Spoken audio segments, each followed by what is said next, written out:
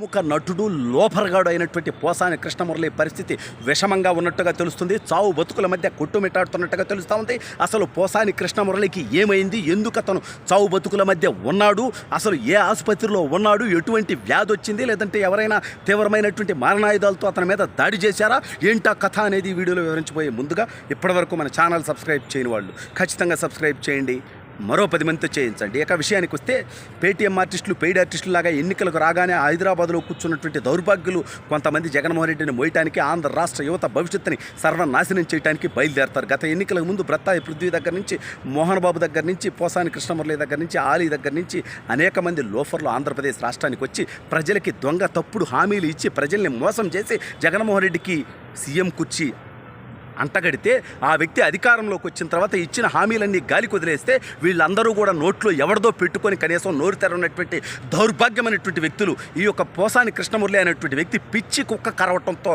వీడికి పిచ్చి బట్టి చావు బతుకుల మధ్య ఉన్నట్టుగా వార్తలు వస్తూ ఉన్నాయి. ఇది నిజమా కాదా అనేది పోసాని కృష్ణమురళి గారే చెప్పాలి. వాడికి నిజంగా పిచ్చి పట్టకపోతే, పిచ్చి కుక్క కరవకపోతే వీడు చంద్రబాబు నాయుడు గారిని ఉద్దేశించి అంటాడు, చంద్రబాబు నాయుడు గారు ఎన్టీ రామారావు గారికి వెన్నుపోటు పొడిచాడంట. ఒరే లఫూటుగా, నువ్వు గాలి వెదవు కాకపోతే, నువ్వు అన్నం తినేటోడివైతే, అంటే నువ్వు రోడ్డు పక్కన అశుద్ధం తింటుంటావు అనేది మార్కెట్లో బలమైనటువంటి టాకు. ఎందుకంటే చంద్రబాబు నాయుడు గారు పార్టీని ఆయన అధ్యక్షుడిగా తీసుకున్న తర్వాత, ఆయన ముఖ్యమంత్రి అయిన తర్వాత 1999 ఎన్నికల్లో కూడా నువ్వు చంద్రబాబు నాయుడు గారికి అనుకూలంగా మాట్లాడినటువంటి నీచుడివి నువ్వు ఆ ఎన్టీ రామారావు గారికి చంద్రబాబు నాయుడు గారు వెన్నుపోటు పొడిచాడు అనేటువంటి కోత నువ్వు కుయ్యాల్సి వస్తే, నువ్వు మగాడివైతే, నువ్వు మనిషివైతే, నువ్వు కడుపుకి అన్నమే తింటుంటే నువ్వు ఎప్పుడు మాట్లాడాలి? అది 1999లో మాట్లాడి ఉండాలి. ఆ ఎన్నికల్లో చంద్రబాబు నాయుడు గారికి అనుకూలంగా ప్రచారం చేసినటువంటి లుచ్చాగాడివి నువ్వు మారినటువంటి పార్టీ ఎదురా తెలుగుదేశంలో పనిచేసావు, పీఆర్పీలో పనిచేసావు, కాంగ్రెస్లో పనిచేసావు, వైఎస్ఆర్ కాంగ్రెస్ పార్టీలో పనిచేసావు. ఎక్కడ చిల్లర వస్తే అక్కడ చిల్లర కోసం మురిగేటువంటి లుచ్చాగాడివి నువ్వు. అనుకున్నటువంటి పదవులు రాకపోతే ఆ నాయకుల్ని విమర్శించేటువంటి లఫూటగాడివి నువ్వు. చంద్రబాబు నాయుడు గారిని విమర్శించావు, రాజశేఖర రెడ్డిని ఒకప్పుడు విమర్శించావు, అదేవిధంగా చిరంజీవి గారిని విమర్శించావు, జగన్మోహన్ రెడ్డిని ఒకప్పుడు విమర్శించావు. ఇవాళ జగన్మోహన్ రెడ్డి చీకుతున్నావు, నాకుతున్నావు, సిగ్గులేనటువంటి వెధవ.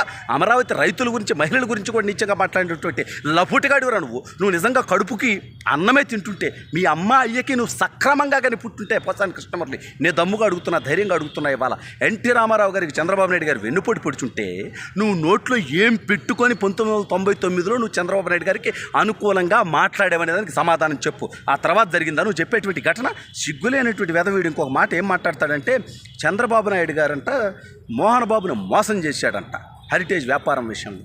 దాని గురించి మోహన్ బాబు ఉంటే ఏదైనా ఉంటే మాట్లాడుకుంటాడు. అతను మనిషో మోహన్ బాబు తెలియనటువంటి పరిస్థితి. గత ఎన్నికల్లో వైఎస్ఆర్ కాంగ్రెస్ పార్టీకి ప్రచారం చేసి ఫీజు రియంబర్స్మెంట్ డబ్బులు రావట్లేదని డ్రామాలు చేసి ఇప్పుడు జగన్మోహన్ రెడ్డి ఆ డబ్బులు ఇవ్వకపోయినప్పటికీ నోరు తెలవలేనటువంటి దయనీయమైనటువంటి పరిస్థితిలో ఉన్నటువంటి మోహన్ బాబుని నువ్వెందుకురా ఇప్పుడు వివాదాల్లోకి లాగుతావు?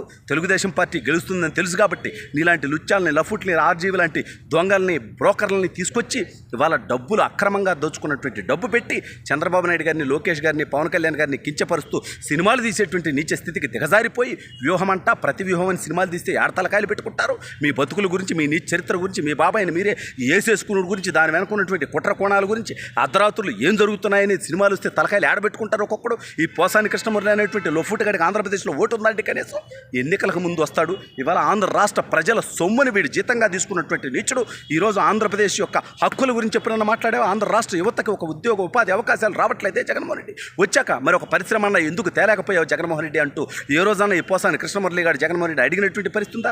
ప్రత్యేక హోదా తెస్తా అన్నాడు జగన్మోహన్ రెడ్డి, దాన్ని ఎక్కడ దాకా తెచ్చేవారు జగన్మోహన్ రెడ్డి అని చెప్పి ఎప్పుడైనా ఈ పోసాని కృష్ణమురళి అనేటువంటి లఫూటుగాడు కడుపుకు అశుద్ధం తినేటోడు ఎందుకు అడగలేకపోతున్నాడు? వీడు మగాడైతే, వీడు మనిషి అయితే, ఆంధ్ర రాష్ట్ర ప్రజల కోసం మాట్లాడేటోడైతే, ఆంధ్ర రాష్ట్ర యువత ప్రజల సమస్యల గురించి నువ్వు మాట్లాడితే నువ్వు మగాడిరా?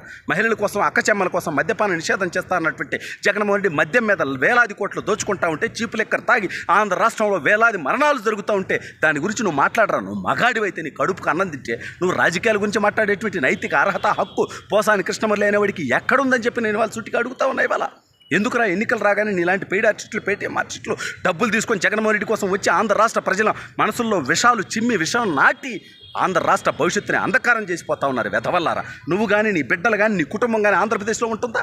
ఆంధ్రప్రదేశ్ రాష్ట్ర భవిష్యత్తును మీకు వచ్చేటువంటి పేమెంట్ కోసం, పేటీఎం డబ్బుల కోసం ఆంధ్ర రాష్ట్ర భవిష్యత్తును సర్వనాశనం చేసింది చాలు పోసాని కృష్ణమురళి.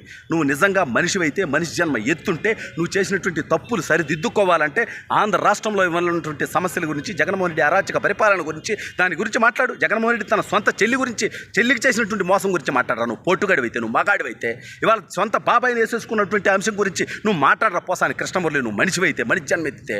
అంతేగాని చిల్లర కొత్తలు ఎందుకు వస్తా ఉన్నావు? చంద్రబాబు నాయుడు గారిని తిట్టడానికి, కమ్మ సామాజిక వర్గాన్ని అవమానించడానికి, లోకేష్ గారిని తిట్టడానికి, పవన్ కళ్యాణ్ గారి కుటుంబంలో ఉన్నటువంటి మహిళల గురించి మాట్లాడటానికి నీలాంటి పేటీఎం ఆర్టిస్ట్ని తీసుకొచ్చి వాడుకుంటూ ఉంటాడు జగన్మోహన్ రెడ్డి. ఎప్పుడన్నా మేము నీ కుటుంబంలో ఉన్నటువంటి మహిళల గురించి మాట్లాడామా? మాట్లాడాం. సబ్జెక్టు మాట్లాడు, రాజకీయం మాట్లాడు, మీరు చేసినటువంటి అభివృద్ధి గురించి మాట్లాడు. దాని గురించి మాట్లాడకుండా, సిగ్గు లేకుండా ఇంకా చంద్రబాబు అని ఎన్నాళ్ళు ఆయన తిట్టి రాజకీయం చేయాలనుకుంటారా? దౌర్భాగ్యులారా. ప్రజలు మీ మొహాన ఉమ్మేయటానికి, తెలుగుదేశం పార్టీని గెలిపించడానికి సిద్ధంగా ఉన్నారు. ఎన్నికల్లో జగన్మోహన్ రెడ్డి ఓటమి తర్వాత మీలాంటి వాళ్ళ బతుకులు కుక్కలు చింపిన విస్తరంతో అనేది గుర్తుపెట్టుకోవాల్సినటువంటి అవసరం ఉంది. పోసాని కృష్ణమురళి అనేటువంటి వాడు కడుపుకు అన్నం తింటే నేను అడిగినటువంటి ప్రశ్నల్లో ఏ ఒక్క ప్రశ్న కన్నా వాడు మగాడైతే, వాడిలో నిజాయితీ ఉంటే సమాధానం చెప్పాలి.